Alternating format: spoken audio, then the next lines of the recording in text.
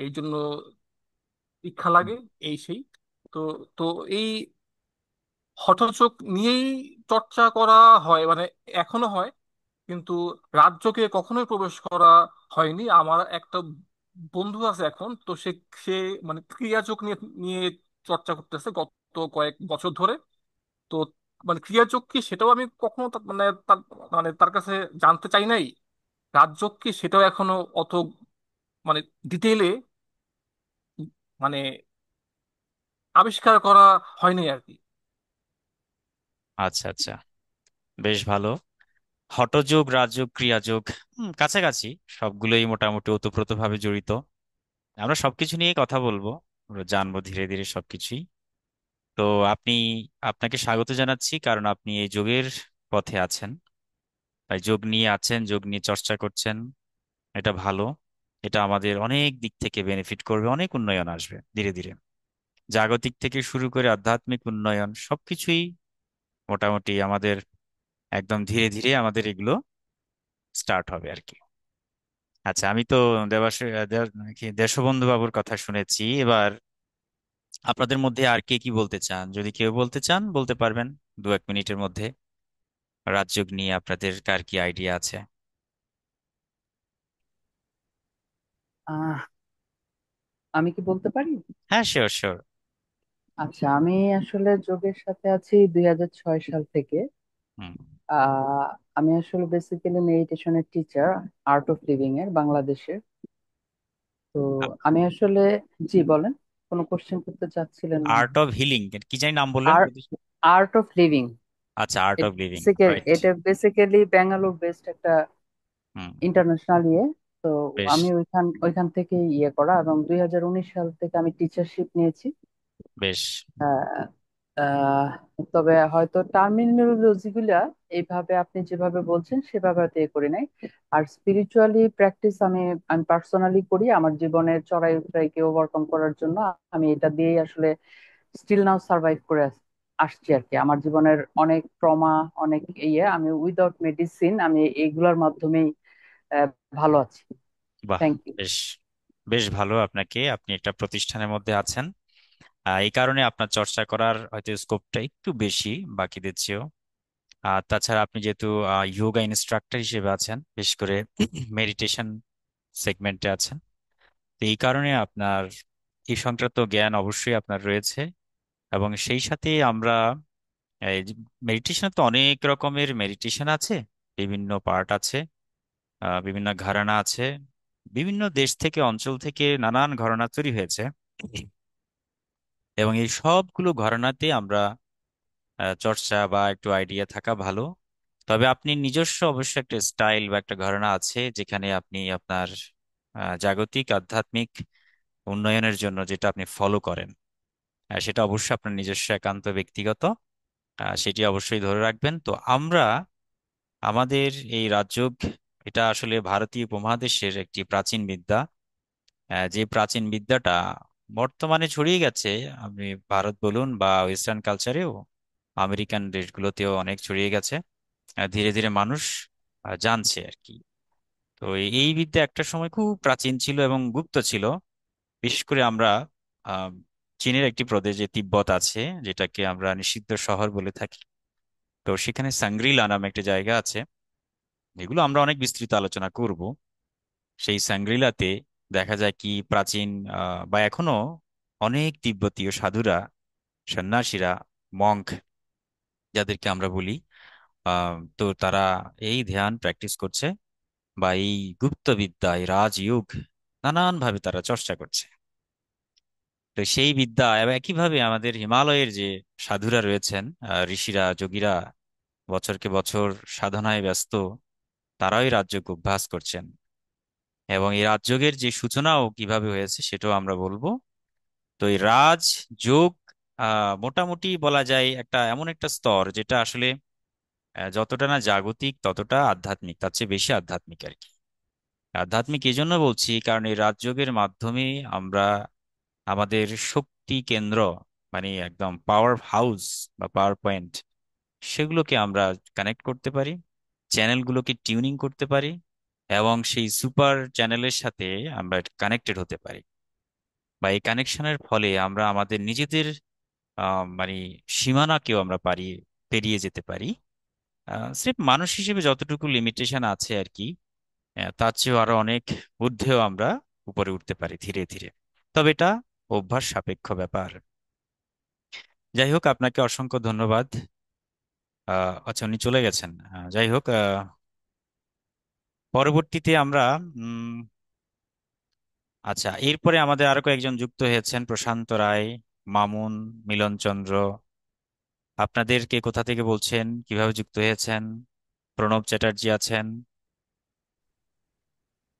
বলুন। দাদা নমস্কার, আমি কিছু নমস্তে। বলতে পারি? হ্যাঁ, শিওর শিওর, হরি ওম, বলুন। ধন্যবাদ বলার।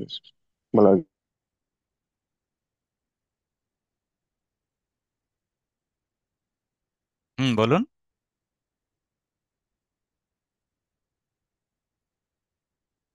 হ্যালো। আচ্ছা, অন্য আরেকজন বলুন।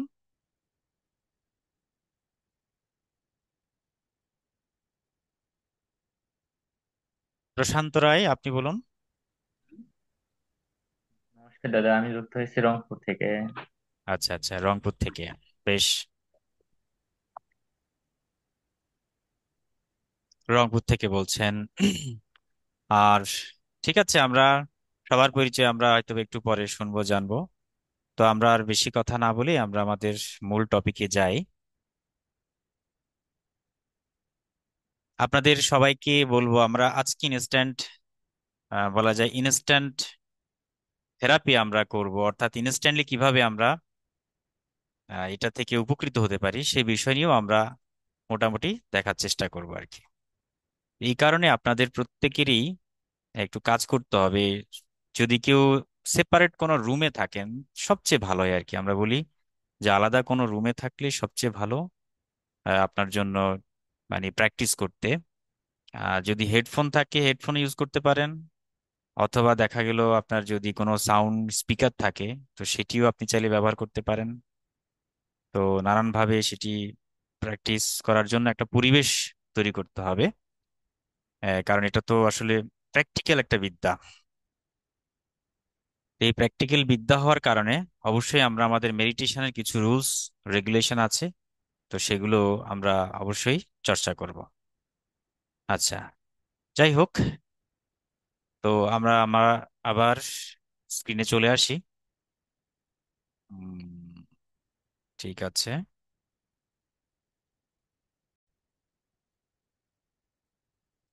ওকে, তো মেডিটেশন বা রাজযোগ কি জিনিস, এটা নিয়ে একটু কথা বলি, আমরা এরপরে আমরা প্র্যাকটিসে যাব।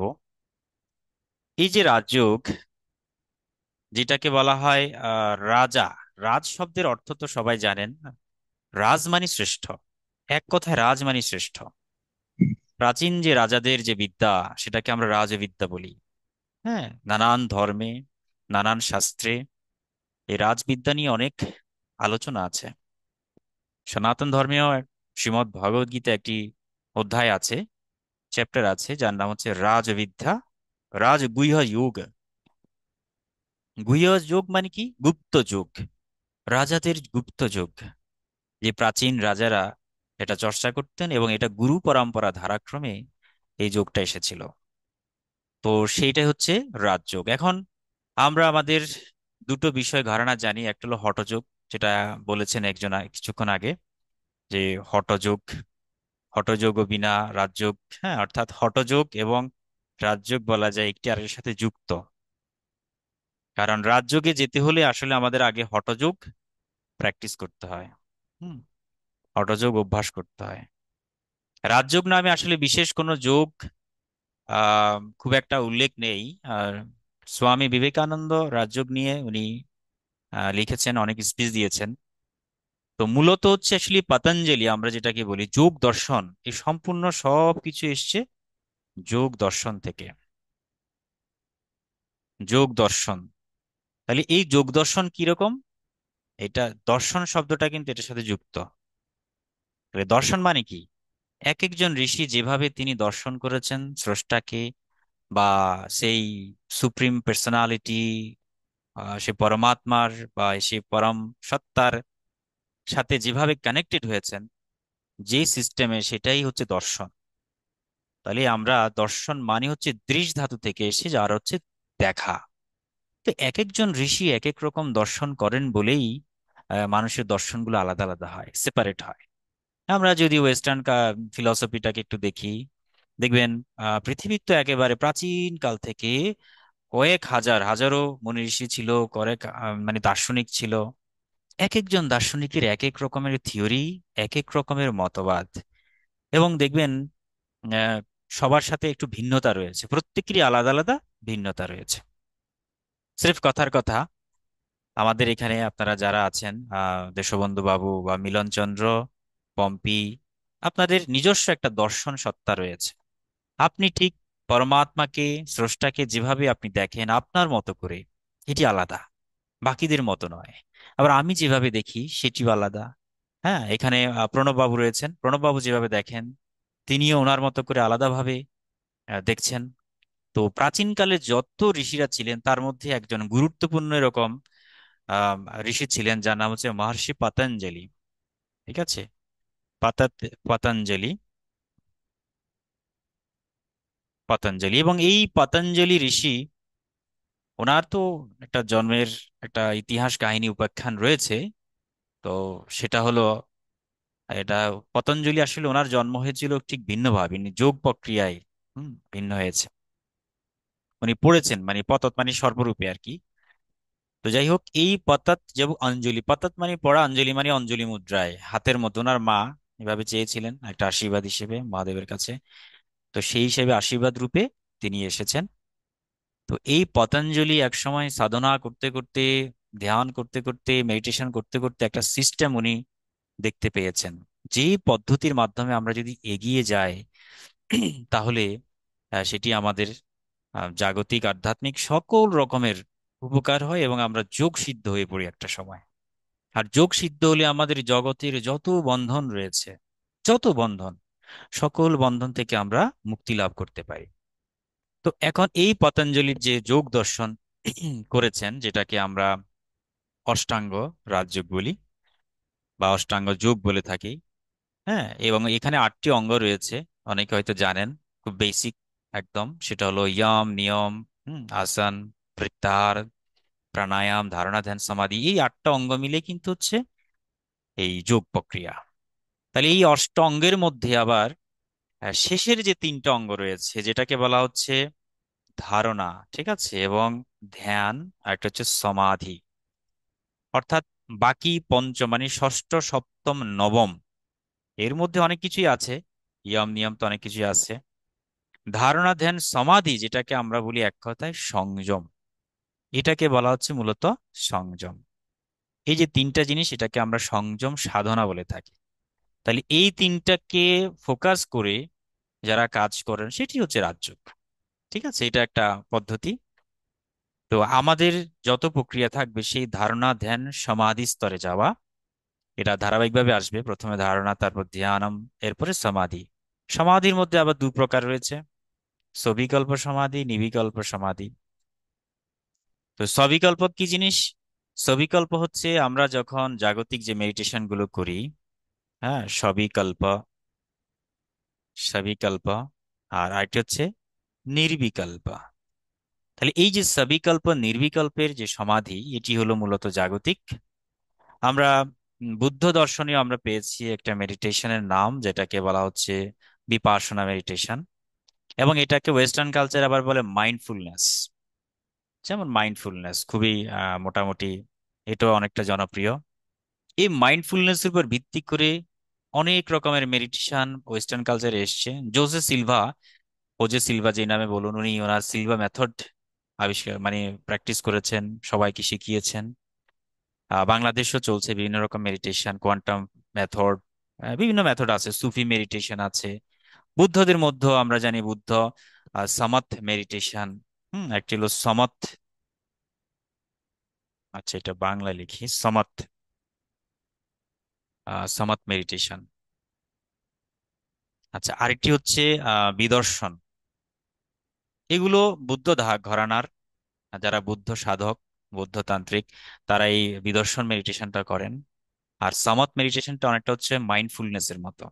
অর্থাৎ এর উদ্দেশ্যটা আমি বলি, এর উদ্দেশ্য হলো অ্যাকচুয়ালি যে আমরা আমাদের এই মাইন্ড কন্ট্রোল করে কিভাবে আমাদের জীবনে সুস্থ থাকা যায়, কিভাবে সুস্থ থাকবো, কিভাবে আমি সততার মাধ্যমে জীবনকে অতিবাহিত করব, কিভাবে আমার পরিবারকে আমি সুখে রাখবো, কিভাবে আমি পজিটিভ এনার্জিতে আমার জীবনকে ভরিয়ে রাখবো, কিভাবে আমার প্রতিটি সকাল থেকে একদম রাতে ঘুমোতে যাওয়ার আগ পর্যন্ত আমি সুস্থ থাকবো, আনন্দে থাকবো, প্রশান্তিতে থাকবো, এবং কিভাবে আমাদের জীবনে যে প্রবলেমগুলো আছে, যেমন চাকরি বাকরি বা ব্যবসা বাণিজ্য, পারিবারিক সম্পর্ক, হ্যাঁ, বৈবাহিক সম্পর্ক, ছেলে মেয়ে সন্তানাদি, এই সবকিছু মিলেই তো আমাদের পরিবার, আমাদের দেশ, হ্যাঁ, আমাদের সমাজ।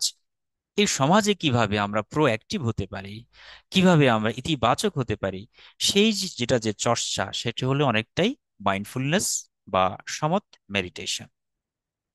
আর বিদর্শন কি জিনিস? বিদর্শনটা হচ্ছে অনেকটাই কিছু স্পিরিচুয়াল। অর্থাৎ এখানে বৌদ্ধ সাধকরা বলছেন যে আমরা বিদর্শন ধ্যানের মাধ্যমে আমাদের জীবনের বন্ধনগুলো থেকে আমরা পরিত্রাণ করি। হ্যাঁ, তো এটা বলতে গেলে না অনেক প্রাচীন ইতিহাস একটু যেতে হয়। আমরা একটু ইতিহাস নিয়ে যদি বলি, আমরা বুদ্ধদেবের কথা বলি, যেমন বুদ্ধ যে দর্শন, সেই দর্শনটা সম্পূর্ণভাবে মেডিটেশন রিলেটেড, ধ্যান রিলেটেড। সেখানে ধ্যান ছাড়া কোনো কথা নেই। বৌদ্ধ ভান্তে যারা রয়েছেন, দূতাঙ্গ ভান্তে সাধক, যারা দূতাঙ্গ সাধক বলা হয়, এই যে দূতাঙ্গ, অর্হত বলে থাকে এটাকে, অর্হত বা দূতাঙ্গ সাধক, এবং তাদেরও কিন্তু একটা মেডিটেশন প্রক্রিয়া রয়েছে। এবং এই মেডিটেশনের মাধ্যমে তারা তাদের জড়জাগতিক যে বন্ধনগুলো রয়েছে, যার কারণে কষ্ট, যন্ত্রণা, হ্যাঁ, বিভিন্ন প্রবলেম তৈরি হচ্ছে, এগুলো থেকে সমাধান বা নিস্তার লাভ করে। ঠিক যেমন আমি বুদ্ধদেবের কথা বলি, ওনার নাম তো ছিল সিদ্ধার্থ, রাজার পুত্র ছিলেন। তো এই রাজার পুত্র যখন জন্ম হয়েছিল, তখন আহ জ্যোতিষী ভবিষ্যৎবাণী করেছিল যে এই ছেলে যদি কখনো তার রাজ্যের প্রজাদের দুঃখ, জ্বালা, যন্ত্রণা দেখে, তাহলে তাকে কখনোই ঘরের মধ্যে আবদ্ধ করা যাবে না, সে রাজ্য ত্যাগ করবে। তো এই ভয়ে তার বাবা তাকে কোনোদিন রাজ্যে বের হতে দেয়নি, প্রজাদের সাথে মিশতে দেয় নাই, তাকে সবসময় রাজপ্রাসাদে গণ্ডির মধ্যে আবদ্ধ রেখে বড় করেছিল। কিন্তু একটা সময় যখন এই ছোট্ট ছেলে সিদ্ধার্থ বড় হতে হতে হতে হতে একটা সময় যুবক হয়ে যায়, হ্যাঁ, তো তখন সেই রাজপ্রাসাদ ছেড়ে রাজ্যে বেরিয়ে যায় প্রজাদেরকে দেখার জন্য। এবং এই প্রজাদেরকে দেখার ফলে তার হৃদয়ে একটা গভীর অনুভূতি আসে।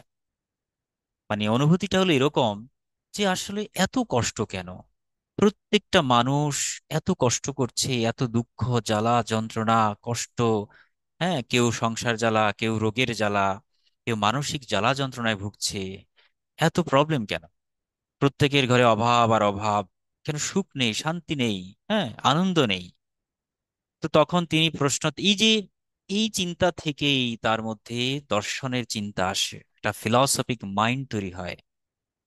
তখন উনি ভাবলেন যে না, তখন এই সমস্ত রকমের আহ দেখে তখন তিনি বললেন, আমি তো রাজ্য আর থাকতে পারি না, আমার প্রজারা কষ্ট করছে আর আমি রাজ্যে সুখ আহ পাচ্ছি, এটা হতে পারে না, আমাকে এর প্রকৃত কারণটা খুঁজে বের করতে হবে। তো তখন তিনি রাজ্য ছেড়ে গিয়ে এবার সাধনায় লিপ্ত হলেন। সাধনায় লিপ্ত হয়ে তখন তিনি চারটা আর্য সত্যকে খুঁজে পেয়েছেন, যে জীবনের দুঃখ রয়েছে নাম্বার ওয়ান, এবং সেই দুঃখের কারণ রয়েছে নাম্বার টু, এবং সেই দুঃখ থেকে পরিত্রাণ সম্ভব নাম্বার থ্রি, এবং পরিত্রাণের উপায় রয়েছে। এই যে চারটা আর্য সত্য তিনি খুঁজে পেয়েছেন, সেই আর্য সত্যগুলো থেকেই তার এই বুদ্ধ দর্শন লাভ করে। এবং তিনি সাধনা করতে করতে একসময় সেই অশ্বত্থ বৃক্ষ বা বোধি বৃক্ষ বলি, সেখানে তিনি বুদ্ধত্ব প্রাপ্ত হয়েছেন, বোধি প্রাপ্ত হয়েছেন। বোধি মানে জ্ঞান, ঠিক আছে, বোধি মানে হচ্ছে জ্ঞান প্রাপ্ত হওয়া। এটা গেল বৌদ্ধ ধর্মের কথা। আমরা যদি ইসলাম ধর্মে আসি, সেখানে আমরা হযরত সাল্লাল্লাহু আলাইহি সাল্লাম, অর্থাৎ হযরত মোহাম্মদ, তিনিও কিন্তু সেই হেরা পর্বতে প্রচুর ধ্যান করে, হ্যাঁ, তিনি সে ওহী পেয়েছেন। তারও একটা সময় এরকম জীবন দর্শন নিয়ে অনেক চিন্তা এসেছে, যে মানুষের এরকম কষ্ট কেন। হুম, আমরা সেই আয়ামে কি, আমরা একটা সময় আমরা ছিল আয়ামে জালিয়া যেটাকে বলা হয়, জাহিলিয়া যুগ, সেই যুগের সময়ও মানুষ প্রচুর ব্যভিচারে লিপ্ত ছিল, নানান রকমের প্রবলেম। এই মহামানব যারা এসেছেন পৃথিবীতে বিভিন্ন ধর্মে, বিভিন্ন সময়ে, বিভিন্ন দেশে দেশে, তাদের প্রত্যেকেরই মানব জীবনকে নিয়ে অনেক চিন্তাধারা। মানুষের জীবন কিভাবে সুখে রাখা যায়, কিভাবে কষ্ট থেকে পরিত্রাণ পাওয়া যায়, সেটা নিয়ে তারা সাধনা করেছেন। আর সাধনা করে তারা সেই পরম স্রষ্টার আশীর্বাদ তারা লাভ করেছেন।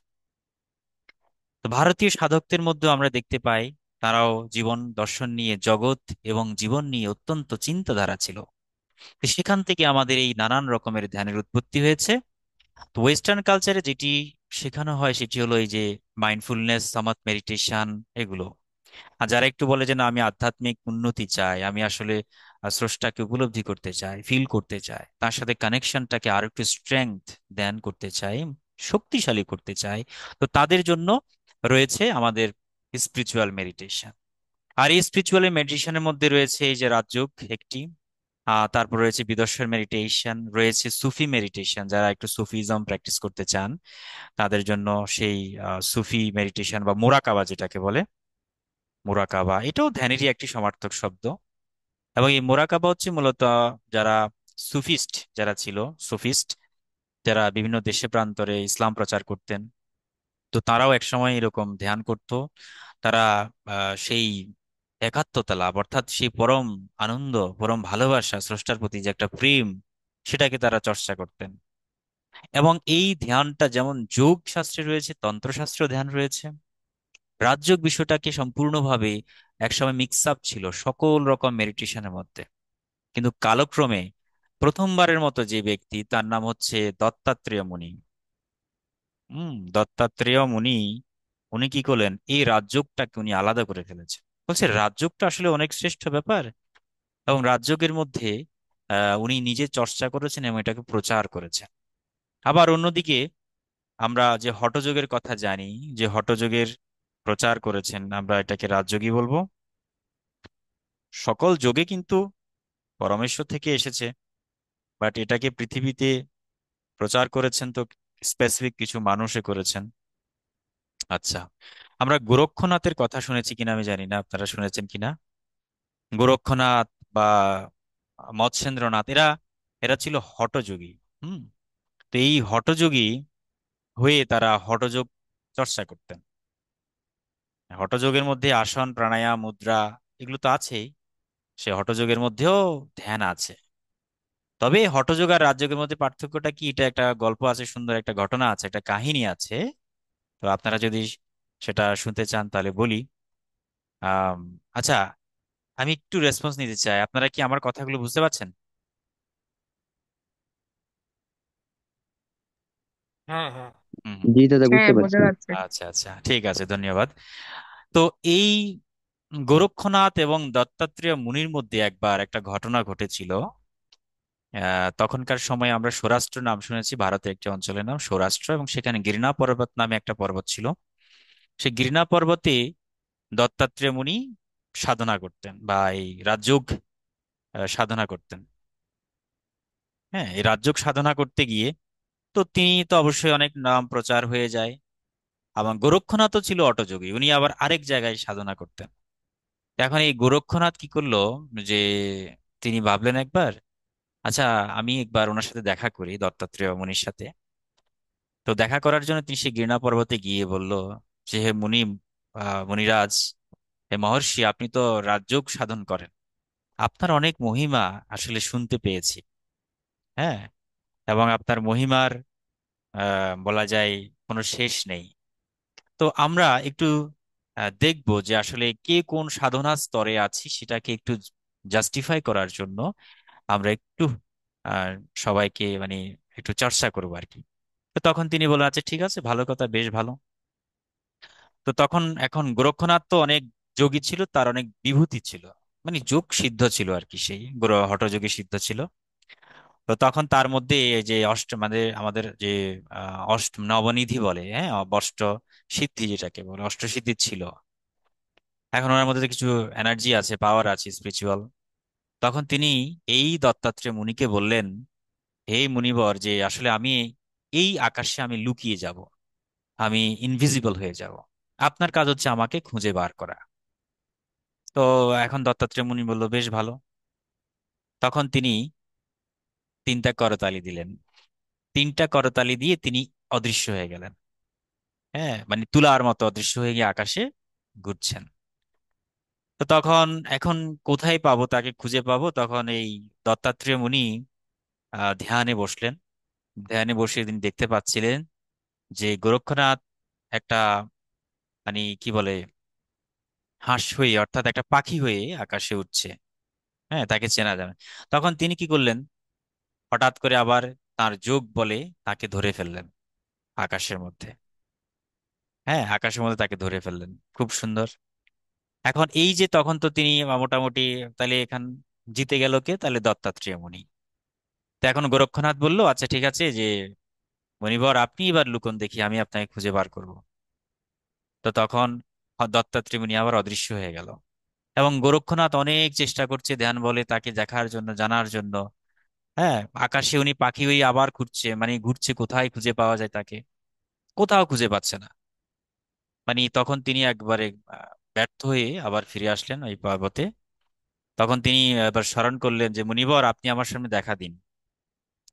তো তখন দত্তাত্রেয় মুনি এসে গেল, হাজির হলো। তো বলল আচ্ছা আপনাকে আমি খুঁজে পেলাম না কেন আকাশে? আমি তো এত যোগ বলে আমি পাখি হয়ে পুরো, মানে আকাশ ঘুরে বেড়ালাম, কোথাও আপনাকে দেখলাম না, ব্যাপারটা কি? তখন সে বলল আসলে এটাই হচ্ছে পার্থক্য, যে তুমি তো পাখি হতে জানো, তোমার মধ্যে সে সিদ্ধ, যোগ সিদ্ধ একটা ক্ষমতা আছে। তো তুমি পাখি হয়ে আকাশে উড়েছো, কিন্তু আকাশে আমাকে খুঁজবে কিভাবে? আমি তো আকাশ হয়েছিলাম। খেয়াল করুন কথাটা, পয়েন্টটা ধরার চেষ্টা করুন। যে রাজযোগীরা হচ্ছে কি, উনি যখন আকাশময় হয়ে গেছে, অর্থাৎ উনি আকাশের মতো বাতাস হয়ে আছে। হ্যাঁ, এখন এই গোরক্ষনাথ তাকে এই জন্য খুঁজে পায়নি। এই কথা বলার পর তখন গোরক্ষনাথ তো সেই কিছুটা অহংকারী আবার। তো সে বলল আচ্ছা ঠিক আছে, দেখি আপনি আরেকবার লুকোন তো দেখি। তো তখন সে এবার লুকোবে কোথায়? মোটামুটি, আচ্ছা এবার গোরক্ষনাথ বলল আচ্ছা ঠিক আছে আমি আরেকবার লুকাই। তখন হঠাৎ করে তিনি মোটামুটি আবার লুকালেন দত্তাত্রেয় মুনি তার কমণ্ডলুর মধ্যে। মানে কমণ্ডলু, ঋষিদের একটা কমণ্ডলু আছে, সেখানে অনেক সময় যে জল পানি এগুলো থাকে, পবিত্র জল। তো সে কমণ্ডলুর মধ্যে লুকিয়ে গেল। কে? গোরখ, সরি, দত্তাত্রেয় মুনি। তো তখন সেই যোগ বলে গোরক্ষনাথ দেখতে পেল সেই কমণ্ডলের মধ্যে অবস্থান করছে। তো তখন সে নিজেকে মাছ রূপে নিয়ে গেল। অর্থাৎ গোরক্ষনাথ তার যোগ বলে সে মাছ হয়ে গেছে, মিন রূপে সেখানে প্রবেশ করলো। মাছ হয়ে সে সেখানে ঘোরাফেরা করছে, কোথায় খুঁজে পাওয়া যায় দত্তাত্রেয় মুনিকে। সেখানেও সে ব্যর্থ হয়ে গেল। এখন ব্যাপারটা কিরকম, আবার সে ফিরে আসলো, দেখা দিলে আবার বলল যে ঠিক আছে আপনি আমার সাথে দেখা দিন, আমি আপনাকে খুঁজে পেলাম না। এবার বলছে হে গোরক্ষনাথ, আমাকে তুমি কিভাবে খুঁজে পাবে? আমি তো আমার কমণ্ডলের মধ্যে আমি জল হয়েই ছিলাম। ঠিক আছে, আমি তো কোনো জীব হিসেবে সেখানে থাকিনি, আমি জল জল হিসেবে এখানে অবস্থান করছিলাম। হ্যাঁ, আর তুমি তো মাছ, একটা প্রাণী হয়ে সেখানে আমাকে খুঁজতে পারছো। মানে তোমার চিন্তাধারা হচ্ছে অনেকটাই জীব কেন্দ্রিক। তোমার সে ক্ষমতা আছে বিভিন্ন রূপ, জীবের রূপ নেওয়া, কায়া শরীর গ্রহণ করা, লয় যোগে সিদ্ধ তুমি, কায়া যোগী। তো এখন কিন্তু আমি তো সেরকম না, আমি হচ্ছে যেখানে যেরকম ভাবনা, ঠিক সেই ভাবনায় ভাবিত হয়ে থাকে। আমি যখন আকাশ বানিয়ে নিজেকে আকাশ রূপেই তৈরি করি, আবার যখন বাতাস বাতাস, যখন জল জল রূপেই থাকি। এই হচ্ছে রাজযোগের মহিমা। তো ঘটনাটা এই জন্যই বললাম, এই গোরক্ষনাথ এবং এই দত্তাত্রেয় মুনির মধ্যে, রাজযোগীর মধ্যে এবং হঠযোগীর মধ্যে একটা পরীক্ষা হলো আর কি। তো এখান থেকে আমরা কি জানলাম? এখান থেকে আমরা যেটি জানলাম যে আসলে রাজযোগ কতটা শ্রেষ্ঠ। তবে এখানে মহর্ষি পতঞ্জলি এবং শিব সংহিতাতে শিবজি বলছেন তো ওনার যোগ কথায়, যে আসলে হঠং বিনা রাজযোগম, অর্থাৎ রাজযোগ চর্চা করতে গেলে আগে হঠযোগ পেরিয়ে যেতে হয়। হঠযোগী যারা মোটামুটি সিদ্ধি স্তরে চলে যায়, তারা রাজযোগের অধিকার জন্মায়, রাজযোগী আস্তে আস্তে হয়ে ওঠে আর কি। তো আমাদের এখানে যে একজন ছিলেন যে রাজ্য হঠযোগী নিয়ে আগ্রহী এবং উনি করেছেন অনেক বছর ধরে, আপনিও সাধনা করে যাবেন, অবশ্যই হঠযোগের একটা সিদ্ধি আপনার ভিতরে আসবে। তারপর ধীরে ধীরে এই রাজযোগের পথে এগিয়ে যাবেন আর কি। যাই হোক, তো গল্পটা হচ্ছে একটা ঘটনা রিফ্রেশমেন্টের জন্য বলা। আমরা মূল টপিকে যাব। এখন এই যে রাজযোগ, রাজযোগ চর্চা করতে গেলে প্রথমত আমাদের ভেতরে যে চ্যানেলগুলো আছে। চ্যানেল বলতে আমরা বিভিন্ন চক্র বলি, এক এক ধর্মে এক এক রকম বলে, এক এক ঘরানায়। তো কেউ এটাকে চক্র বলে, মানে রুট চক্র থেকে একেবারে সহস্রার পর্যন্ত। ঠিক আছে। যেমন কথার কথা ধরুন, এই যে আমাদের এখানে আহ, অর্থাৎ আমাদের যে স্পাইনাল কর্ডের নিচে একটা চক্র আছে, তারপরে একটা চক্র আছে, হ্যাঁ, এরপরে এখানে একটা চক্র, এখানে একটা চক্র, এখানে একটা চক্র, হ্যাঁ, থার্ড আইতে একটা চক্র, সহস্রারে একটা চক্র। তো এইভাবে টোটাল আমরা প্রায় ষট চক্র আমরা মোটামুটি খুঁজে পাই। ষট চক্র বা কেউ এটাকে সপ্তচক্র বলে থাকে, সহস্রাশি ধরলে সপ্তচক্র হয়। এই সপ্তচক্রকে আবার সুফিরা সপ্ত লতিফা বলে। সপ্ত লতিফা সেটাও কিন্তু রয়েছে। ওয়েস্টার্ন কালচার এগুলোকে আমরা পাওয়ার চ্যানেল বা বলা যায় কি, মানে পাওয়ার চ্যানেলই বলে, পয়েন্ট বলে অনেক সময়, বিভিন্ন পয়েন্ট। এই পয়েন্টগুলোকে জানা, নিজের ভেতরে যে জানা, ডুব দিতে হবে। নিজের ভেতরে একটা ছোট্ট অনুব্রহ্মাণ্ড রয়েছে। বিশ্ব ব্রহ্মাণ্ড তো আমরা সবাই দেখছি, ইনভিজিবল, আমাদের জন্য ভিজিবল। আমরা চর্মচক্ষু দিয়ে বিশ্ব ব্রহ্মাণ্ডকে দেখছি, পঞ্চভূতটাকে আমরা দেখছি আর কি, ভৌতিক পৃথিবী। আবার আমাদের এই শরীরে যে একটা পৃথিবী রয়েছে, একটা ব্রহ্মাণ্ড রয়েছে। এই দেহের ভেতরে যেমন যারা বাউল সাধক বা লালন সাধক, তারাও কিন্তু এই দেহের প্রত্যেকটা পয়েন্ট তারা সাধনা করে জানতে পারে। এই যেমন আমরা যে আটকুঠুরির কথা জানি, নবদরজা, নবদ্বার, নানান ভাবে বিভিন্ন শব্দে এটা ব্যাখ্যা করা হয়। আবার যারা বৈষ্ণবীয় তত্ত্ব রয়েছে, বৈষ্ণব তন্ত্র, তারাও কিন্তু সেখানে তাদের ভিন্ন প্রক্রিয়ায় এটাকে ব্যাখ্যা দেয় আর কি। তো এইখানে একটা শক্তি কাজ করে, যে শক্তিটা হচ্ছে যেটাকে আমরা বলি কুণ্ডলিনী শক্তি। হ্যাঁ, সেই কুণ্ডলিনী পাওয়ার সেটাকে অ্যাক্টিভেট করে, অ্যাক্টিভেশন করে করে ধীরে ধীরে আমরা সামনে এগিয়ে যাই সহস্রার পর্যন্ত। এক সময় থার্ড আইটা ওপেন হয়ে যায়। হ্যাঁ, ধীরে ধীরে সহস্রায় গিয়ে একটা সময় মানুষের মুক্তি লাভ ঘটে, মানে এই জড়জগতের সকল বন্ধন থেকে সে আলাদা হয়ে যায়। তাকে কোনো কিছুই বিচলিত করে না। তিনি মানুষ থেকে মহামানবে রূপান্তরিত হয়ে যায়, ইনসানে কামেল হয়ে যায়। ঠিক আছে। আশরাফুল মাকলুকাত, সাধারণ মানুষ, জীব, আর যারা এই জ্ঞানটা পেয়ে যায়, তো তারা মহামানব হয়ে ওঠে। বিষয়টা এরকম কেমন, বিষয়টা হচ্ছে অনেকটাই যেমন কথার কথা, আমরা যদি একটা পিরামিড বলি, এটা একটা পিরামিড। হ্যাঁ, এই পিরামিডের প্রথম স্তরের যারা মানুষ, এটা এই লেভেলে থাকে এরা। এটা হচ্ছে সাধারণ মানুষ, একদম সাধারণ মানুষ, সাধারণ জীব। এরা প্রত্যেকে কি, যে তাদের আহার নিদ্রা ভয় মৈথুন এগুলো কাজ করবে, মানে খেয়ে দিয়ে চলা, সুখে থাকা, পরিবার নিয়ে থাকা। এদের চিন্তাধারা হচ্ছে অনেকটাই সংসার কেন্দ্রিক, হ্যাঁ, পরিবার কেন্দ্রিক সমাজ ব্যবস্থা যেটাকে বলে। আরেক প্রকার মানুষ রয়েছে যারা একটু মাঝখানে থাকে, এরা হচ্ছে অনেকটাই আধ্যাত্মিক সাধক যারা, বা বলা যায় ধর্মকর্ম করছে পাশাপাশি সংসারও করছে। হ্যাঁ, সংসারে থেকে সাধন ভজন করছে, নানান রকমের স্পিরিচুয়াল কাজে যুক্ত, সংগঠনে যুক্ত। হ্যাঁ, ইসলামের মধ্যে যারা নামাজ কালাম পড়ছে রেগুলার, স্তম্ভগুলো মেনে চলে, বা বুদ্ধরা যেভাবে সাধনা করছে ভন্তেরা, বা আমাদের মধ্যে যারা সাধুরা রয়েছেন, তারা হচ্ছে এই মাঝখানের। এরা অন্তত জীবনের অর্থটা খুঁজে পায়, যে আসলে আমাদের জীবনের অর্থটা কি, what is the meaning of life. তারা এটা বুঝতে পারে। আর সবার শেষে যে পয়েন্টটা আছে একদম উঁচু পর্যায়ে, যেটাকে বলা হচ্ছে একদম পিক, একটা পর্বতের মানে পিক পয়েন্ট। এই পিক পয়েন্টে কারা পৌঁছাবে, এদের সংখ্যা অত্যন্ত কম। ধরলাম আমি যদি একটু পার্সেন্টেজ করি, এটা ধরলাম 10%। আর বলা যায় মাঝখানে যেটা, সেটি হলো ধরলাম 20%, আর বাকি যেটি রয়েছে 70% হচ্ছে সাধারণ জীব। এটা হচ্ছে 70%, 20% আর 10%, বা আরো কমে বলা যায় 5% ধরা যেতে পারে। তো যাই হোক, এই পিক পয়েন্টে কারা পৌঁছায়, যারা আপনার সাধনার ভেতর দিয়ে অনেক উচ্চ মার্গে চলে যায়, উচ্চ কোটিতে অবস্থান করে, ইনসানে কামেল। যেমন আমরা যে বড় বড় যারা পীর আউলিয়া যারা এসছেন, বা যারা সিদ্ধ মুনি ঋষিরা ছিলেন, বা বিভিন্ন ধর্মে যারা তাদের বার্তা নিয়ে এসেছেন, বুদ্ধদেব, এরা হচ্ছে এই লেভেলের থাকে, অর্থাৎ এরা এই 10% 5%-এর জায়গায় থাকে। হ্যাঁ, মানে ইনসানে কামেল যারা। তাহলে এই পর্যায়ে যেতে মানুষ তার জীবনের প্রত্যেকটা মিনিং সে বুঝতে পারে, অজ্ঞেয়কে সে জানতে পারে, যেটা অজানা। আমরা এখন যা জানছি, যত বই পুস্তক শাস্ত্রাদি নানান রকমের কিতাব, এগুলো তো জানা বিষয়। এগুলো তো কেউ না কেউ এনেই দিয়েছে না এই পৃথিবীতে মানুষের জন্য, এটা হচ্ছে জানা বিষয়। তাহলে এই নোনের মধ্যে যে একটা আননোন ওয়ার্ল্ড রয়েছে, যে একটা অজানাও একটা জগৎ রয়েছে, সে অজ্ঞেয়টাকে যখন আমরা জানতে পারি সাধনার ভেতর দিয়ে, সেটাই হচ্ছে অ্যাকচুয়ালি আমাদের এই রাজযোগের মূল উদ্দেশ্য।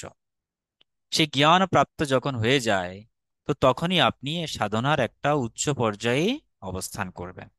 সেটিকে আমরা বলি রাজযোগের একেবারে পিক পয়েন্ট। এবং এই যে দত্তাত্রেয় বা অন্যান্য যে যত মুনি, মৎস্যেন্দ্রনাথ, হ্যাঁ, বা যে আমরা যোগীন্দ্রনাথ এবং আমরা গোরক্ষনাথ, এরা প্রত্যেকে ওই উঁচু লেভেলে উঠেছেন। ইভেন আপনারা শুনবেন যে সাংগ্রিলাতে একটা জায়গা আছে যেটাকে বলা হচ্ছে জ্ঞানগঞ্জ। জ্ঞানগঞ্জ কেউ কি নাম শুনেছেন?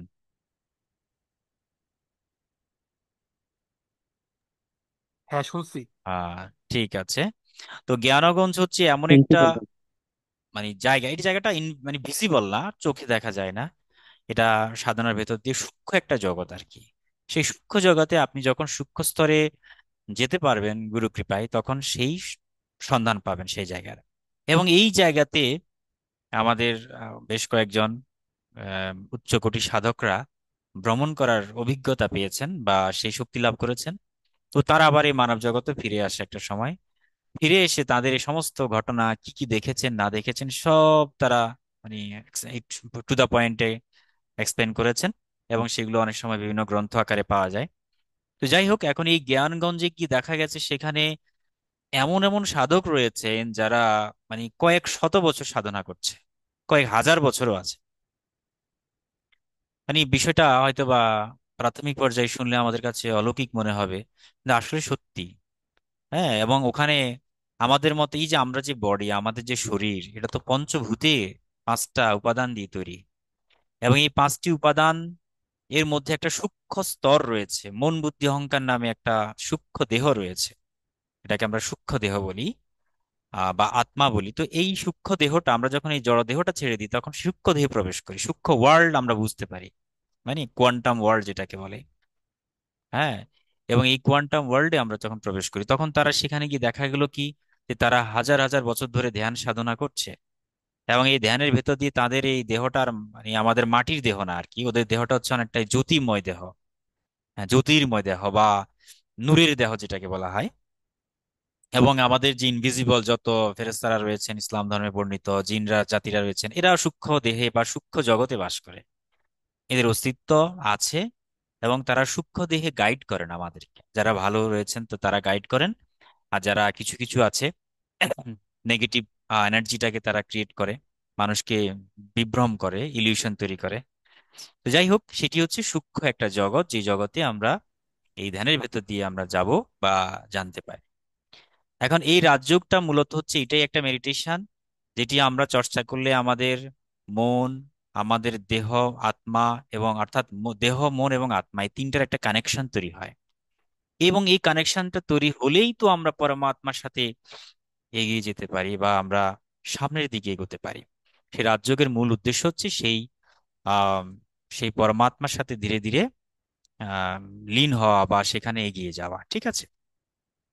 আচ্ছা, তো আমি অনেকক্ষণ কথা বললাম, এবার আপনাদের একটু অনেকক্ষণ বকবক করলাম তো, দেখি আপনাদের এবার একটু ফিডব্যাক চাচ্ছি। আপনারা কি বেশ ভালো অনুভব করছেন?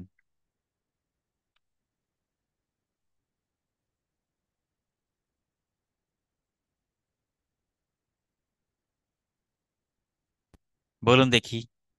আচ্ছা আচ্ছা, বেশ। না, আপনাদের কমেন্ট বা আপনাদের ফিডব্যাকটা না আমার কাছে খুব ভালো লাগে। আমার কাছে খুব আনন্দ লাগে যে অন্তত কথাটা কিছুটা বুঝতে পারছেন। আহ আচ্ছা, আমি বলছি। সেটা হচ্ছে যে আহ, আসলে এই লাইনে কথার তো শেষ নেই। যত জানা যাবে ততই নিজেকে আসলে সমৃদ্ধিশালী করবে। আর নিজের বোঝাপড়াটা একেবারে একান্ত নিজের মতো করে, প্রত্যেকে যেহেতু আমরা স্বতন্ত্র, আমাদের এই বিষয়গুলো হচ্ছে একেবারে স্বতন্ত্র। কিন্তু তারপরও থাকে না কিছু কিছু জায়গায় যে একটু হয়তো আহ, আরেকটু রিফাইন হলে ভালো হয়, আরেকটু জানা গেলে ভালো হয়। এই ক্ষুধাটা আসলে সবার মধ্যেই থাকে বা থাকা উচিত বলে আমি মনে করি। কারণ এটা একদম আমৃত্যুই থাকা উচিত। কারণ আমি যে বেস্ট বা আমারটাই যে একদম 100% ওকে, এই ইগো নিয়ে আসলে কারোই এই লাইনে আগানো উচিত না। তো আপনার কথাগুলো অবশ্যই খুবই কি বলবো, ভিতর থেকে আসা মনে হয়েছে, মনে হয় নাই যে আপনি তত্ত্বীয় কিছু বলছেন, প্র্যাকটিক্যাল ওরিয়েন্টেশন আছে। তো সেজন্য আসলে আমি ব্যক্তিগতভাবে ভালো ফিল করেছি। ধন্যবাদ। ঠিক আছে হরিওম, ধন্যবাদ আপনাকে। হ্যাঁ, অবশ্যই ব্যক্তিগত উপলব্ধ, এটা তো আছেই। সাধনার ব্যাপারটা তো আসলে পাঠ করে হয় না, এগুলো চর্চায় করতে হয়। এখানে অনেকেই আছেন সাধনায় আছেন বা অনেকেই চর্চা করেন, অনেকে দীর্ঘদিন ধরে আছেন, অনেকে হয়তো শুরু করেছেন বেশ কয়েক বছর হলো, অনেকে একেবারে নতুন, বিভিন্ন ঘরানা থাকবেই। তো আমরা আমাদের সম্পূর্ণ প্র্যাকটিক্যাল থেকে কথা বলবো। আপনাকে অসংখ্য ধন্যবাদ, আপনিও যা বলেছেন মনের ভেতর থেকে বলেছেন। তবে এখানে আমরা একটা বলি, আমাদের দুটো বেসমেন্ট আছে। একটা হচ্ছে জেনারেল বা বেসিক মেডিটেশন, যেটা সবার জন্য ওপেন, অর্থাৎ যে কেউ করতে পারবে, যে কোনো ধর্মের মানুষ, যে কোনো বিশ্বাসের মানুষ। আর ধ্যান তো আসলে এমন একটা বিষয়, এটা কোনো রিচুয়াল না, অর্থাৎ একটা নিয়মতান্ত্রিকতা না যে আমি একটা ধর্মে আছি, বিলং করি, আমি সেখানের কিছু নিয়ম কানুন মেনে চলি, এমনটা না। ধ্যান হচ্ছে সম্পূর্ণ ইন্টারনাল ওয়ার্ল্ড। আপনি যখন চিন্তা করছেন আপনার ভেতরের যে জগৎ, বা আপনি যদি বলেন না আমি এক্সটার্নাল ওয়ার্ল্ড নিয়ে চিন্তা করব, তাহলে আপনি পৃথিবী থেকে বেরিয়ে যান, আপনি মহাজগতে চলে যান, মহাকাশে চলে যান। হ্যাঁ, এই যে ইন্টারনাল ওয়ার্ল্ডের মধ্যে তখন দেখবেন যে আহ, আপনি একা নন, আপনার মতো আরো অনেকেই রয়েছেন ইন্টারনাল ওয়ার্ল্ডে। ঠিক আছে, তাহলে ইন্টারনাল ওয়ার্ল্ডে আমরা যখন প্রবেশ করব, সেই দরজা যখন ওপেন হয়ে যাবে, যেটাকে আমরা অনেক সাবকনশিয়াস মাইন্ড বলে, অনেকে নানান রকম আইডি, বিভিন্ন রকমের কলিং নাম্বার আছে, যাই হোক সেটি বিভিন্ন সিস্টেম আছে। সেই কলিং নাম্বার যখন আপনি চাপবেন, আমরা একটা নাম্বারে ক্লিক করলেই তো হ্যালো বলি বা আমার কলটা যায় ওই জায়গায়। হ্যাঁ, তো একটা কলিং নাম্বার আছে বা কলিং সিস্টেম আছে, সেই কলটা যখন আপনি দেবেন, তো আপনার ইন্টারনাল ওয়ার্ল্ডের সাথে আপনি কানেক্টেড হয়ে যাবেন। এবং এই কানেকশনের ফলে আপনি দেখতে পাবেন যে এই জগৎটা এরকম, এত সুন্দর, এত বিশাল, এত চমৎকার, আনন্দ লোক, যে পরমানন্দ ইক্সট্যাসি বা আমাদের সিলেস্টিয়াল যে ব্লিসিংটা আপনার ভেতর আসবে, তখন আর মনে হবে না হ্যাঁ যে আপনার একটা মোবাইল, একটা সম্পদ, জড়জাগতিক কিচ্ছু আপনাকে সেই সুখ দিতে পারবে না। এটা হচ্ছে পরম আনন্দ, যেটাকে আমরা বলি, এটা ঐশ্বরিক আনন্দ, হেভেনলি ডিভাইন ডিভাইন পিস। এই ডিভাইন পিসটা আমরা যখনই একবার স্বাদ যার হয়ে গেছে, সে রস আস্বাদন যার হয়ে গেছে, তো তার জীবনে তো আর কিছু চাওয়ার থাকে না। এবং সেই এটার মানিটা কি, যখন সে এত আনন্দ থাকে, বুঝতে হবে যে তিনি আস্তে আস্তে সেই পরমেশ্বরের গডের সাথে, আল্লাহ খোদা যাই বলি, তার সাথে আমরা লিঙ্কড হয়ে আছি, তাকে হৃদয়ে ধারণ করেছি, তাকে ভালোবাসতে পেরেছি। সেই বোধটুকু আসে। এবং সেই বোধটুকু যখনই ধীরে ধীরে আসবে, তো বুঝে নেবেন যে আপনার আধ্যাত্মিক উন্নয়ন হচ্ছে আস্তে আস্তে। হ্যাঁ, আপনাকে ওই সুখ ছাড়া আর অন্য কেউ সুখ দিতে পারবে না। কোনো মানুষ, জগতের কোনো মানুষ, জগতের কোনো বস্তু, কোনো অবজেক্ট, কোনো বিষয় আপনাকে সুখ দিতে পারবে না। এই যে বিষয় আসক্তি, এই বিষয় আসক্তি হচ্ছে আমাদের জীবনের সবচেয়ে দুঃখের প্রধান কারণ। ঠিক যেমন আপনার কাছে একটা সেলফোন আছে, ধরলাম একটা আইফোন আছে, হঠাৎ করে কেউ নিয়ে গেল, তো আপনি অমনি অনেক দুঃখ পেলেন, আপনি থানায় জিডি করলেন নানান ভাবে, একটা সময় আবার হয়তো ফিরে পেলেন, তো আপনার আনন্দ হয়ে গেল। হ্যাঁ, আপনি সুখ পেলেন। হ্যাঁ, যদিও বা সুখ আনন্দ এগুলো সম্পূর্ণ আলাদা আলাদা সংজ্ঞা, আলাদা আলাদা বিষয়। তারপরে জাগতিকভাবে আমরা একটু আনন্দ পাই, কিন্তু এই আনন্দ তো টেম্পোরারি। আমাদের যখন ইন্টারনাল জগতে, সূক্ষ্ম জগতে আমরা প্রবেশ করব, তা আমাদের প্রথম আনন্দটা শুরু হবে ভেতর থেকে। আর ভেতরের আনন্দটা আপনার চারপাশের আনন্দটাকে ছড়িয়ে যাবে, এটাকে আমরা অরা ফিল্ড বলি। হ্যাঁ, অরা ফিল্ড। প্রত্যেকটা মানুষের ভিতরে একটা অরা রয়েছে, যে অরা হচ্ছে 7টা লেয়ার রয়েছে, 7টা লেয়ার আমাদের এই চারপাশ, ব্রেইন বা শরীরের চারপাশে 7টা লেয়ার, অদৃশ্য ইনভিজিবল লেয়ার আছে। এবং এই অরাটা যখন আপনার খুব অ্যাক্টিভ হবে, তো আপনার পাশে বা আপনার সংস্পর্শে যে প্রাণীগুলো আসবে, যে জীবগুলো আসবে, যে বিষয়গুলো আসবে, তারাও কিন্তু আপনার মতো টিউনিং হবে। ঠিক আছে, আমরা যেমন এই যে হারমোনিয়াম টিউনিং করি, তবলা টিউনিং করি, ভোকাল কর্ডেরও টিউনিং করি সাউন্ড থেরাপি দিয়ে, তাই না?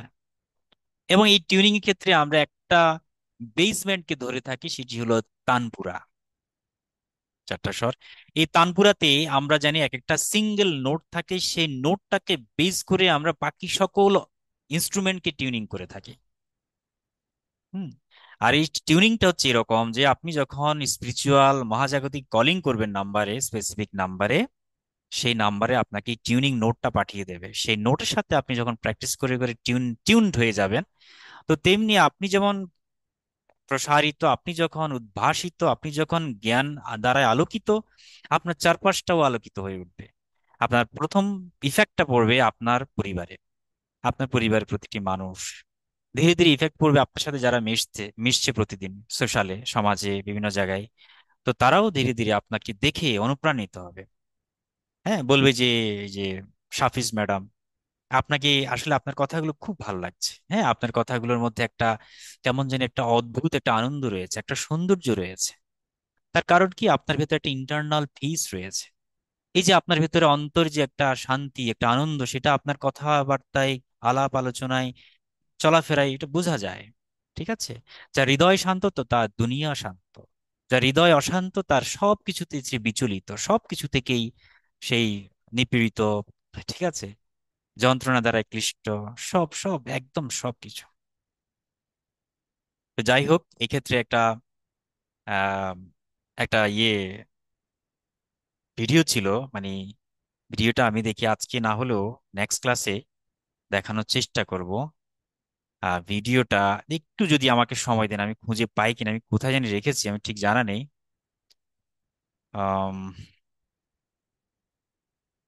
ডাউনলোড। তো সেখানে মানে কি দেখানো হয়, সেখানে খুব সুন্দর করে দেখানো হয় যে আমাদের মেন্টাল পিসটা কি জিনিস এবং কিভাবে আমরা সেই শান্তিটুকু খুঁজে পাই। আমাদের মনের ভিতরে যে একটা চঞ্চলতা, সেটিও কিভাবে আমরা জানতে পারি। হুম। তো সেক্ষেত্রে খুব চমৎকার করেই দেখানো হয়েছে। যাই হোক, আমি আজকে খুঁজে পাচ্ছি না, আমি নেক্সট ক্লাসে কখনো দেখানো সম্ভব হলে দেখিয়ে দেবো। ঠিক আছে? আচ্ছা, এই ব্যাপারে আমি কি একটু বলতে পারি? হ্যাঁ হ্যাঁ হ্যাঁ, শিওর শিওর শিওর। আমার অভিজ্ঞতাটা সেটা হচ্ছে, আমরা যখন প্রাত্যহিক জীবনে থাকি, বাহিরের সবকিছু মানে আমাদের ছোটবেলা থেকেই শেখানো হয় এভাবে যে কে কিভাবে আমাকে রেসপন্স করলো সেটার উপর ডিপেন্ড করবে এটা ভালো কি মন্দ, এইভাবে আমরা বেড়ে উঠি। তো আমাদের বেড়ে ওঠাটা হয় যে বাইরের কমেন্টস, বাইরের ভালো লাগা, বাইরের ভালো থাকা। তো যার ফলে এই যে জিনিসটা, এইটা ধারণ করে আমরা বেড়ে উঠি। এবং সবসময় আমার মধ্যে একটা টেন্ডেন্সি থাকে, আমি একটা ড্রেস পরলাম, ও কি বললো, সে কি বললো, অথচ আমার কিন্তু এই বোধটা হয় না যে আমি কোনটা ক্যারি করতে পারবো এবং আমি সিলেক্ট করেছি, মানে আমার ড্রেস আমি সিলেক্ট করেছি। বিষয়টা এই জায়গায় থাকে না। আমরা ড্রেসটা নিয়ে, আচ্ছা রহিম কি বললো, করিম কি বললো, তখন আমি জাজ করি আসলে ড্রেসটা কেমন। বিষয়টা এরকম কখনোই হওয়া উচিত না। এটা হওয়া উচিত এরকম, এই ড্রেসটা আমার ভালো লাগা থেকে কিনেছি এবং এই জায়গাটাতে আমাকে দৃঢ়ভাবে থাকতে হবে এবং আমি যেটা ভাববো সেটাই। আদারওয়াইজ আমি সবসময় দেখা যাবে অন্যের পায়ের বল হয়ে যাবে এবং সবাই লাথি দিবে, যার জন্য আমার ইন্টারনাল পিসটা নষ্ট হয়ে যাবে। আর আমরা মেডিটেশন কেন করি? মেডিটেশন করি নিজের সাথে নিজের বোঝাপড়াটা আরো মজবুত হওয়ার জন্য, এই যে দৃঢ়তাটা, এটা যাতে আমি ধরে রাখতে পারি। সেই কারণে দেখা যায় যে আমরা যখন সাইলেন্টলি একাকী বসি, তখন আমরা নিজের রূপটা দেখতে পারি যে আমি আসলে অরিজিনালি একটা সহজ সরল আত্মা। কিন্তু আমার বাইরের জিনিসের ভাইব্রেশন বলি, টক্সিসিটি বলি, সেগুলোর কারণে আমি সব সময় দেখা যায় জার্কিং মুডে থাকি, আমি আমাকে নিজেকে প্রপারলি ভিজুয়ালাইজ করতে পারি না। তো এই জন্য আমি যেটা করি, গত এই যে 2006 থেকে করে আসছি, আমার যারা আমার কাছে আসে তাদেরকে শুধু শান্ত মনে বসতে পারা, এটাকে প্র্যাকটিস করাই এবং নিজের সাথে নিজেকে উপলব্ধি করা যে আপনি কোনোদিন আপনাকে দেখেন নাই, স্বরূপে দেখেন। তো দেখলে তখন সে রিয়েলাইজ করে, ও মাই গড, আমি এত শান্ত, এত পিসফুল, এত সহজ একজন মানুষ, অথচ আমি এরকম রেগে যাই, আমি এরকম রিয়েক্ট করি। তো যখন ওনারা এরকম করে, তখন বলি যে আপনার ওই রূপটা যখনই আপনি মনে করবেন, তখনই দেখবেন আপনি আর এই রূপগুলা বা এই আচরণগুলা করতে পারবেন না। আমি আসলে এইভাবে এটার ব্যাখ্যা দিই আর কি, আমার পয়েন্ট অফ ভিউটা আমি শেয়ার করলাম। বেশ বেশ বেশ বেশ, চমৎকার চমৎকার। হ্যাঁ, আমরা সেটাই বলছি যে মানে অপরিগ্রহ একটা বিষয় আছে রাজ্যকে, যে ওই যে আপনি যেটা বললেন, অন্যের বিষয় দেখে আমি বিচলিত যেন না হই। ও একটা আইফোন নিয়েছে তাই আমাকে একটা নিতে হবে, এই যে ধারণাটা, এটা আমরা আস্তে পরিগ্রহ, এটা আমরা ধীরে ধীরে জানবো। এই বিষয়ে আমাদের রয়েছে। যাই হোক, তো ধন্যবাদ আপনাকে। আমাদের যেটা এসছে, আমরা একটু একটু দেখার চেষ্টা করব মুভিটা। হ্যাঁ, মানে ছোট্ট একটা ক্লিপ আর কি। তো সেই ক্লিপটা আমি আপনারা একটু দেখুন।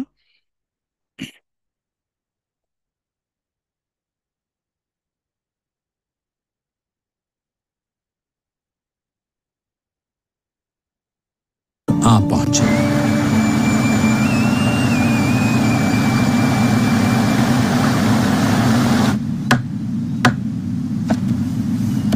अरे देखो वो कौन कूद रहा है। अरे अरे अरे रुको, नदी में मत कूदना, भयानक तूफानी बाढ़ चली है।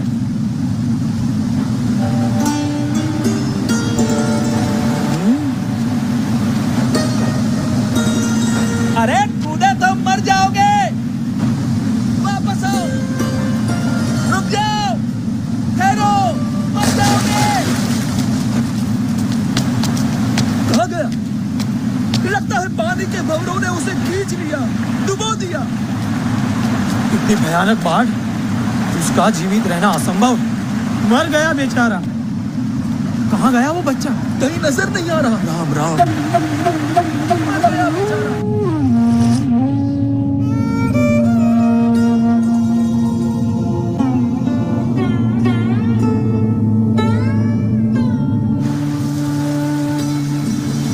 कहीं नजर नहीं आ रहा। पानी के भंवरों ने उसे खींच लिया।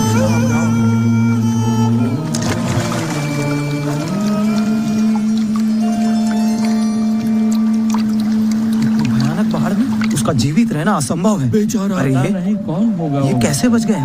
अरे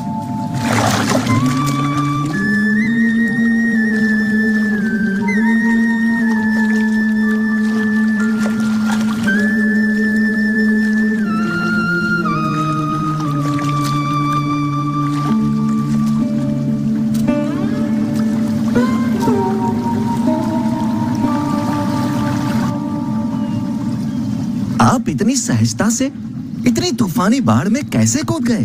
आपको डर नहीं लगा? भीतर की शांति ऊपर के तूफानों को भी शांत कर देती है। ऊपर के तूफानों से डरोगे तो भीतर की शांति कैसे पाओगे?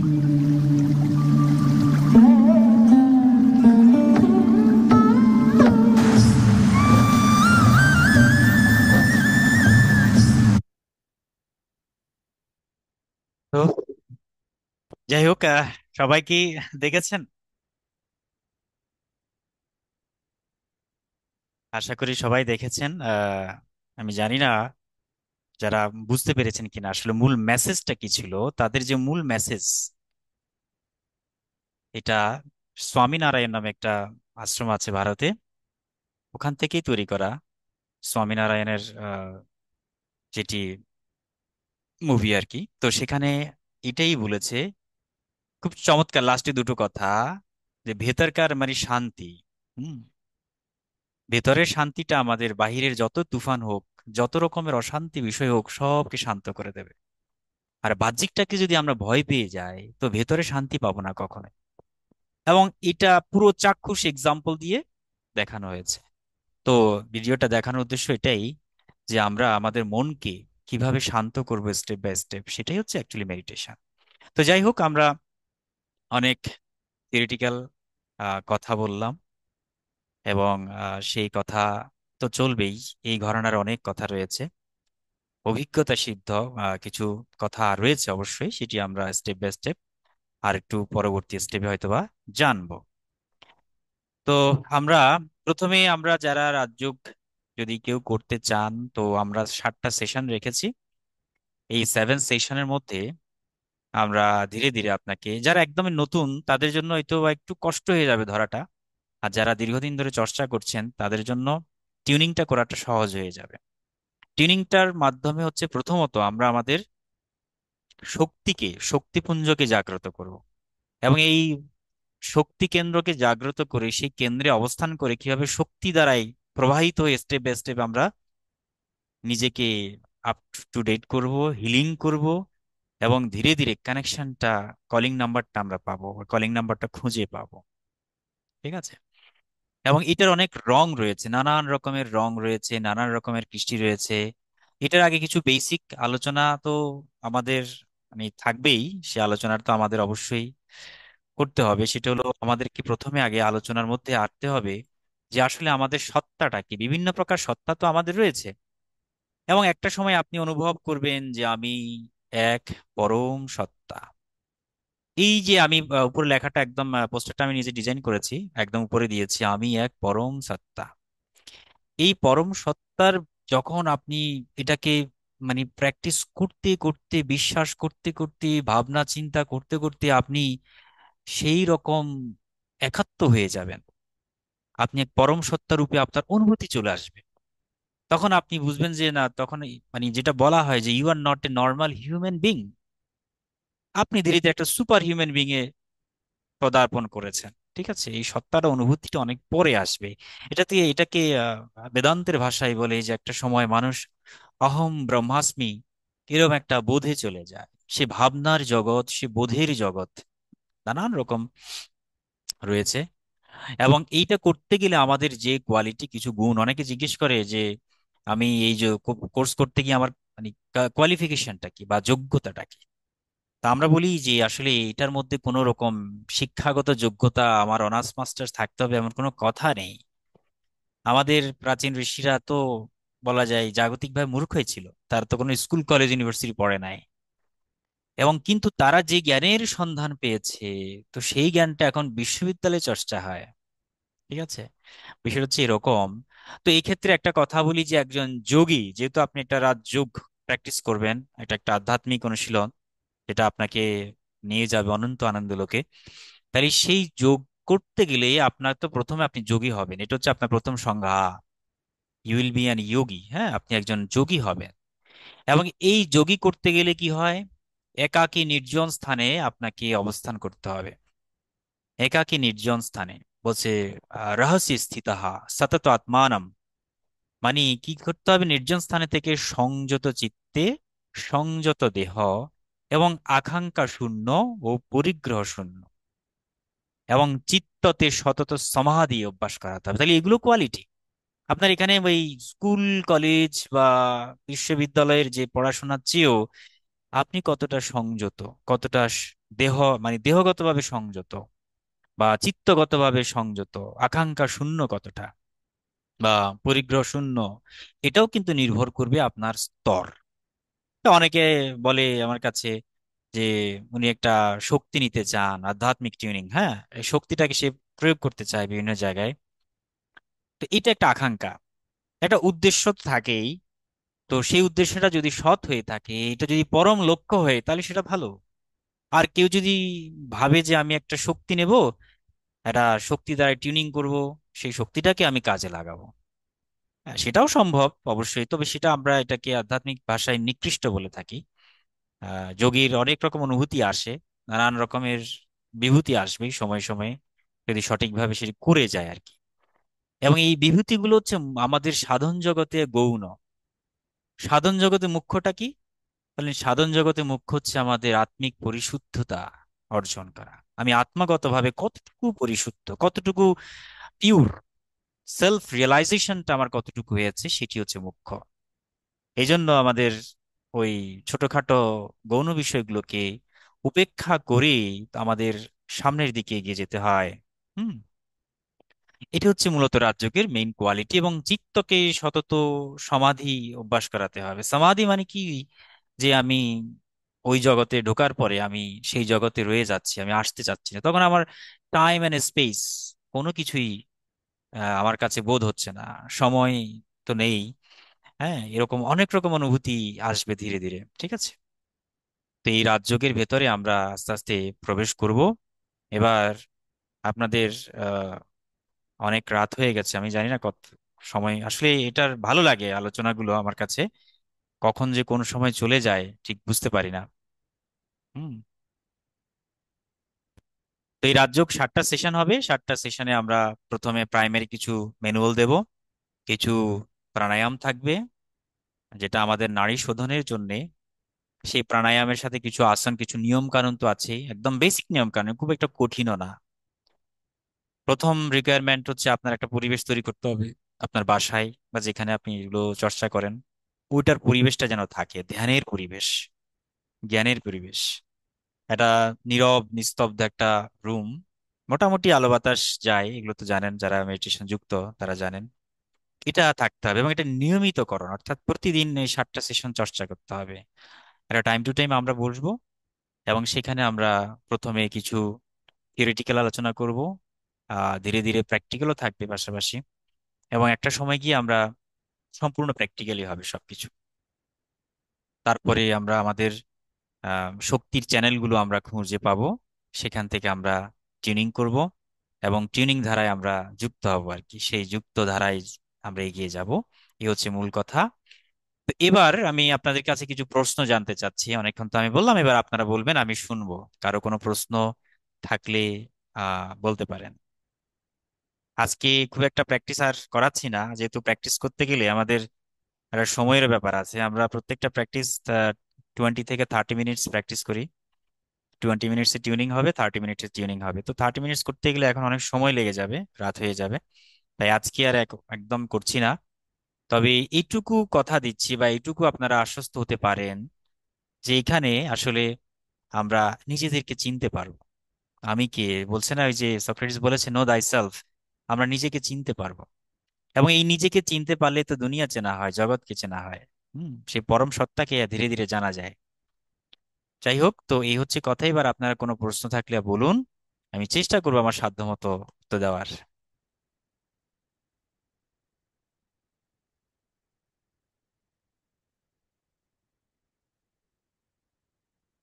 অনেকে পরবর্তী যুক্ত হয়েছেন, তাদের সাথে পরিচয় হয়নি। কারো প্রশ্ন? আচ্ছা, আমাদের ক্লাসগুলো সম্পূর্ণ এই জুমের মাধ্যমেই হবে, অনলাইনে চলবে। প্রত্যেকটা সেশন ধরুন না 1.5 আওয়ার্স, 1.5 ঘন্টা করে চলবে। এইভাবেই চলবে, চেষ্টা করব। আর তো আপনার ইন্টারনেট থাকতে হবে, এগুলো তো বেসিক লজিস্টিক ব্যাপার। সেই সাথে যদি স্পিকার থাকে ভালো, ছোট্ট ছোট্ট অনেক স্পিকার অনেকে বিক্রি পাওয়া যায়, সেটাও পারেন। অথবা এই যে হেডফোন লাগিয়ে শুনতে পারেন। তবে হেডফোনের চেয়ে আমি স্পিকারটাকে বেশি প্রায়োরিটি দেবো, কারণ হেডফোন তো কানে থাকে, দীর্ঘক্ষণ আসলে ভাইব্রেশন যায়, কানের জন্য একটু প্রবলেম হতে পারে। তো সেক্ষেত্রে ছোট স্পিকার যাদের আছে আর কি, মানে যেমন এই স্পিকার এরকম থাকলে ভালো। সেখানে আপনি কথাগুলো শুনবেন, একটা আসন মেনটেন করবেন। আসন বলতে কিরকম, আপনি চাইলে চেয়ারে বসে, চাইলে বেডে শুয়ে, শক্ত বেডে, চাইলে আপনি ওই ফ্লোরে, মেঝেতে, যোগা ম্যাটে বসে, সেখানে একটা আসন দিতে হবে। আসন বলতে কিরকম, এটা একটা আপনার কাপড়ের আর কি, কম্বল আসন বলা হয়, পদ্মাসন। সেই পদ্মাসনে আপনি বসবেন, বসে তো এটা চর্চা করতে পারেন। চেয়ারে বসলে চেয়ারের উপরে পদ্মাসনটা রাখবেন, সেটার উপরে বসবেন। ঠিক আছে? এবং পা পা যেন একদম ফ্লোরের সাথে না লাগে। ঠিক আছে? পায়ের নিচেও চেষ্টা করুন একটা কাপড় দেওয়ার জন্য, ছোটখাটো কোনো, মানে ওই যে কার্পেট বলুন বা আমাদের কি বলে এগুলোকে, ওই ম্যাট বলুন, সবকিছু দিতে পারেন। ঠিক আছে? পাপোশ বলুন, এগুলো দিতে পারেন পায়ের নিচে। এবং আপনার পিছনে যেন দেয়াল না থাকে। ঠিক আছে? আপনার পিছনে কোনো ব্লক যেন না থাকে, অর্থাৎ আপনার টোটাল 2 ফিট দূরত্বে বা 3 ফিট দূরত্বে যেন স্পেসটা খালি থাকে টোটালি। আর আরেকটি হচ্ছে, আপনাকে কেউ যেন ডিস্টার্ব না করে যখন আমরা মেডিটেশনটা করব, সেই আধা ঘন্টা, 25 মিনিট, 40 মিনিট, যাই হোক যতক্ষণ, ওই সময়টাতে যেন কেউ ডিস্টার্ব না করে সেটা নিশ্চিত করতে হবে। মোবাইল ফোন সাইলেন্ট থাকতে হবে। বা আপনি যদি, যেহেতু মোবাইলে ক্লাস যদি কেউ করেন, তো মোবাইলে ফ্লাইট মোড দিয়ে রাখবেন। হ্যাঁ। ও আচ্ছা আচ্ছা, হ্যাঁ হ্যাঁ হ্যাঁ, জি জি জি, আপনি আসতে পারেন শ্যামা, ধন্যবাদ আপনাকে। ঠিক আছে, জয় গুরু, জয় গুরু। তো এগুলো হচ্ছে বেসিক জিনিস। আর কিছু ক্ষেত্রে থিওরিটিক্যাল নোটস দিয়ে দেবো। নোটস গুলো আপনারা যারা কোর্সে ইনভলভ করবেন তাদেরকে তো দেওয়া হবে, বিভিন্ন নোটস থাকবে। ঠিক আছে? আর আমাদের, তবে এটা ঠিক যে আমাদের ক্লাসগুলো সম্পূর্ণ একদম লাইভ ক্লাস, লাইভ সেশন হবে, কেউ লাইভ সেশন মিস দিবেন না। কারণ এটার পাওয়ার কানেকশন একটা ব্যাপার আছে, শক্তি চ্যানেল টিউনিং এর একটা ব্যাপার আছে। হ্যাঁ, মানে অ্যাটিউনমেন্ট যেটাকে বলে, তো সেটা লাইভ ক্লাসে হবে। ওকে? তো যাই হোক, এবার প্রশ্ন আছে কারো?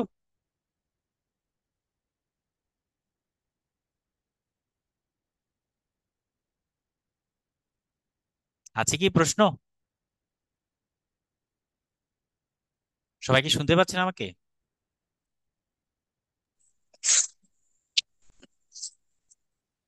হ্যাঁ, নমস্কার। নমস্কার, নমস্কার, আমি জয় গুরু। শেয়ার করতে চাচ্ছি। আমি অবশ্যই শেষের দিকে জয়েন করছি আজকে। আচ্ছা আচ্ছা। একটু ব্যস্ত ছিলাম, এই কিছুক্ষণ হলো, মাত্র 10-15 মিনিট এরকম। তো বেশ। শেষের দিকে যে কথাগুলো শুনলাম বেশ ভালো লাগছে, উপলব্ধি করলাম নিজে একটু। যা আসলে চমৎকার। এই কথাগুলো আমাদের অনুজদেরকে, অর্থাৎ আমাদের সন্তানদের শোনানো দরকার। একটা ফ্যামিলির সবচেয়ে কাছের, অর্থাৎ রাজা, রাজা যাকে বলা হয়, সে হচ্ছে আমাদের সন্তানরা, হচ্ছে ফ্যামিলির রাজা।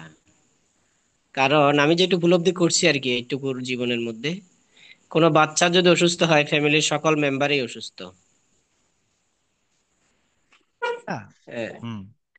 তো এই দিক দিয়ে বাচ্চাদেরকে কিভাবে এটা দিয়ে মোটিভেশন দেওয়া যায়, কারণ আমাদের ইদানিং সময়ে যেটা উপলব্ধি করতেছি, আমাদের বাচ্চারা বেসিক্যালি ইয়ের কারণে, এই যে প্রযুক্তির কারণে একটু ডাইভার্ট বলেন, কনভার্ট বলেন, বিভিন্ন ভাবে হয়ে যাচ্ছে। সেজন্য এদেরকে কিভাবে আমাদের এই রাজযোগ মেডিটেশনের মধ্যে ইনক্লুড করা যায়, তাদেরকে, তাদের জন্য কোনো ধরনের কোর্সের ব্যবস্থা করা যায় কিনা, বা বাবা মাদের সাথে তাদেরকে কিভাবে সম্পৃক্ত করা যায়, এই ধরনের কিছু যদি থাকে তাইলে ভালো হয় বলে মনে হয় আর কি আমার। আচ্ছা, থ্যাংক ইউ সজীব কুমার বিশ্বাস, আপনাকে ধন্যবাদ আপনার কমেন্ট করার জন্য। যে আপনার কথায় যেটা বোঝা গেল সেটি হলো আপনি বাচ্চাদেরকে নিয়ে অত্যন্ত সিরিয়াস, যে বাচ্চারা কিভাবে ভালো থাকবে, বাচ্চারা কিভাবে সুস্থ থাকবে, বাচ্চারা কিভাবে মিডিয়া আসক্তি থেকে মুক্তি পাবে। তো আমরা বাচ্চাদেরকে নিয়ে সিরিয়াস। আমি জানি না আমরা নিজেদেরকে কতটুকু সিরিয়াস ভাবি বা নিজেদেরকে নিয়ে কতটুকু সিরিয়াস। তা আমি সব সময় বলি, যেমন কথার কথা এখানে মোটামুটি সবাই জানেন যে অনেক প্রতিষ্ঠান হচ্ছে এখন। এখানে কি সনাতনী তো সবাই নাকি? আচ্ছা, যাই হোক, যে বিভিন্ন গীতা স্কুল বলুন, মাদ্রাসা বলুন, নানা রকম প্রতিষ্ঠান আছে। এবং এই প্রতিষ্ঠানে আমরা কি করি, বাচ্চাদেরকে পাঠিয়ে দিই যে সেখানে একটা স্কুল আছে, তুমি গীতাটা শেখো। তো সেখানে বাচ্চাদেরকে পাঠিয়ে দিই। কিন্তু মা বাবা জানে না। এখন মা বাবা কিন্তু গেলেও মা বাবা ধারণা নিয়ে থাকেন, বা অনেক সময় বাবারা যেতেও পারে না, মাকে পাঠায়।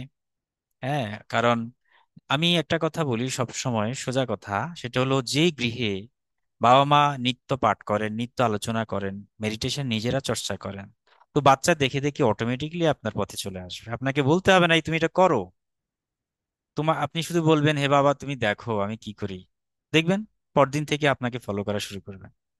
বিষয় হচ্ছে এরকম। এই জন্য আমি কখনো বাচ্চাদের চেয়েও আমি সবসময় বলি যে আমরা যারা গার্ডিয়ান পর্যায়ে আছি, অভিভাবক, তাদেরকে আগে পরিবর্তন করতে হবে। তাদের পরিবর্তনটা সবার আগে প্রয়োজন। এরপরে অটোমেটিক্যালি তারা তো ফলোয়ার। একটা বাচ্চা তো আপনি পৃথিবীতে আপনার মাধ্যমে এসছে, ঐশ্বরিক একটা দান, একটা সন্তান এসছে, সেই সন্তানকে মানুষ করার দায়িত্ব আপনাদেরই বা আমাদের অভিভাবকদের। তো সেই হিসেবে সে তো আপনাকে বা আমাদের সবাইকে ছোটবেলা থেকেই দেখে আমরা কি করি, কিভাবে কথা বলি, কিভাবে চলি, কি চিন্তা করি। তাই এই যে শ্রদ্ধায়, যেটাকে শ্রদ্ধায় বলে, শ্রদ্ধাইটা যখন আমরা আমাদের প্রত্যেকেই প্রতিদিন বাসায় করবো, একটা টাইম টু টাইম প্রার্থনা করব, টাইম টু টাইম কিছু জীবনমুখী আলোচনা করব, হ্যাঁ, তখনই বাচ্চারা দেখবেন অটোমেটিকলি ওটা দ্বারা প্রভাবিত হবে। আপনি যখন নিজের অরা, নিজের সেলফ অরাটাকে নিজেই বিল্ড আপ করবেন, নিজের প্রাণশক্তিকে যখন শুদ্ধ করবেন, তো আপনার এই প্রাণশক্তির আওতায় যারা চলে আসবে অটোমেটিকলি তারা উজ্জীবিত হবে। ঠিক আছে? উজ্জীবিত হবে, দারুণভাবে উজ্জীবিত হবে। এবং এটা গ্যারান্টেড যে আপনি, এই জন্য বলছি আমরা আগে নিজেদেরকে করি। আর রাজযোগ এটা তো আসলে একটু উঁচু পর্যায়ে, এখনো ওই ছোট বাচ্চারা সংস্কার না থাকলে এটা খুব একটা ধরতে পারবে না, ক্যাচ করতে পারবে না। তবে হ্যাঁ, বাচ্চাদের জন্য আমাদের মাইন্ডফুলনেস মেডিটেশন আছে, সেই মনের স্থিরতার জন্য। কিন্তু ওটা ভাষাগুলো বোঝা, সেভাবে করার জন্য তাদের একটা এজ দরকার আছে, এটা বয়সের দরকার আছে। আম, সেই ভাবনাটা আসলে পরিবার থেকে শুরু হবে এবং আপনি নিজেই শুরু করবেন। এই জন্য বলি আমরা নিজেরাই আগে করি, তারপরে পরবর্তীতে আমরা আহ বাকি সবাইকে আমরা উদ্বুদ্ধ করবো আর কি। ঠিক আছে সজীব কান্তি বিশ্বাস, আপনার প্রশ্নের জন্য ধন্যবাদ। আচ্ছা, আর কে কেউ আছেন কি? কারো প্রশ্ন আছে?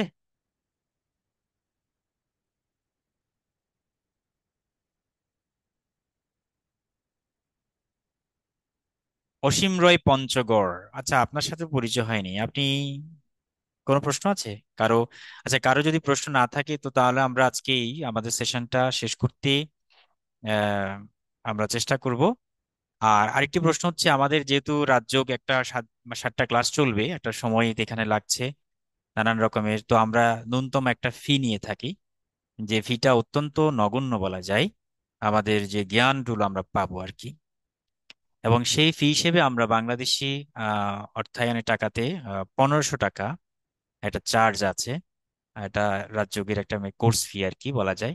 এই কোর্স ফিটা আপনাদেরকে, যারা করবেন আর কি, তাদেরকে পে করে অ্যাডমিশনটা কনফার্ম করে সিটটা পার্মানেন্ট করতে হবে। তখনই আপনি নিয়মিত ক্লাস লিঙ্কগুলো পাবেন, সে অনুযায়ী আমরা এগিয়ে যাব। তো সেটা যদি একজনও হয় তো একজনকে নিয়েই করাবো, আর একাধিক হলে তো ওয়েলকাম, সমস্যা নেই। তবে আমরা চেষ্টা করব ছোট্ট গণ্ডির মধ্যেই থাকার, লিমিটের মধ্যেই থাকার। ঠিক আছে, আমরা এই বিদ্যাটাকে সবার মধ্যে উন্মুক্ত করাটা ঠিক না। ঠিক আছে। আর মেন হচ্ছে আমরা অফলাইনে আমাদের সীমিত জায়গা, যার কারণে অফলাইনে আমরা বড় পরিবেশে করতে পারি না।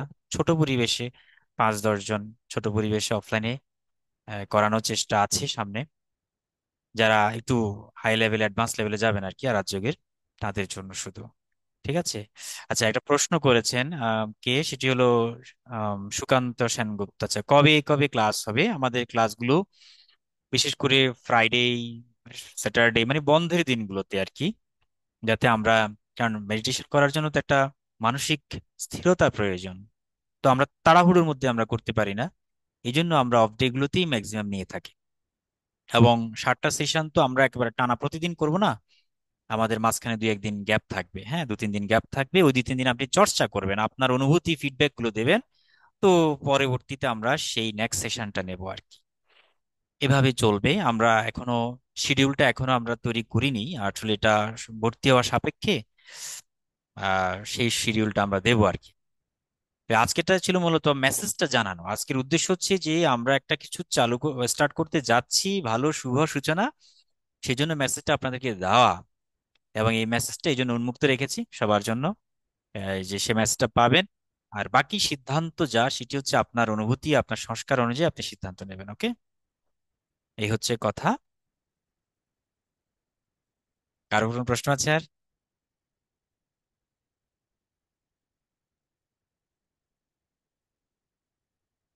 ঠিক আছে, সবাই ভালো থাকুন, সুস্থ থাকুন।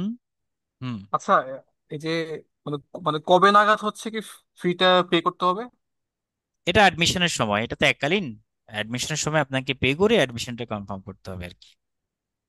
না, সেটা মানে ঠিক আছে, কিন্তু ক্লাস ক্লাসটা শুরু হবে কবে নাগাদ?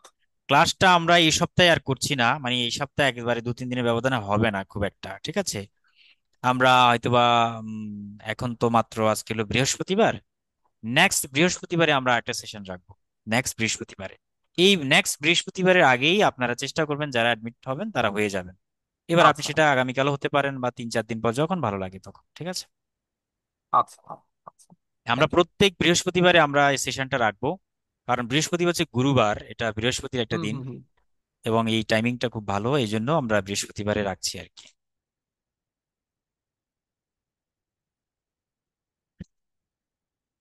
ঠিক আছে, সবাই তাহলে ভালো থাকুন। শুভরাত্রি। ধন্যবাদ। শুভম শুভম শুভম। আর আমাদের শুভরাত্রি। গ্রুপ আছে, আমাদের হোয়াটসঅ্যাপে একটা গ্রুপ আছে, সেখানে যুক্ত হয়ে যাবেন, তাহলে আপডেট গুলো পাবেন। আহ এই আর কি। ঠিক আছে, আর কি কারো যদি কোনো কিছু জানার থাকে ফার্দার আমাদের নক দিবেন। আমি এখানে হোয়াটসঅ্যাপ নাম্বারটা বলে দিই। যে এটা হচ্ছে হোয়াটসঅ্যাপ নাম্বার, এই হোয়াটসঅ্যাপ নাম্বারে আপনারা যোগাযোগ করবেন। ঠিক আছে, ঠিক আছে, ভালো আচ্ছা, থাকুন। আর হচ্ছে হ্যাঁ, হোয়াটসঅ্যাপের গ্রুপ যেটা বললেন সেটা পাবো কোথায়?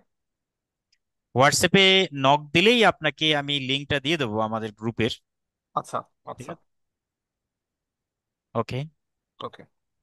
শুভরাত্রি, ভালো থাকুন, সুস্থ শুভরাত্রি। থাকুন, সবার কল্যাণ হোক।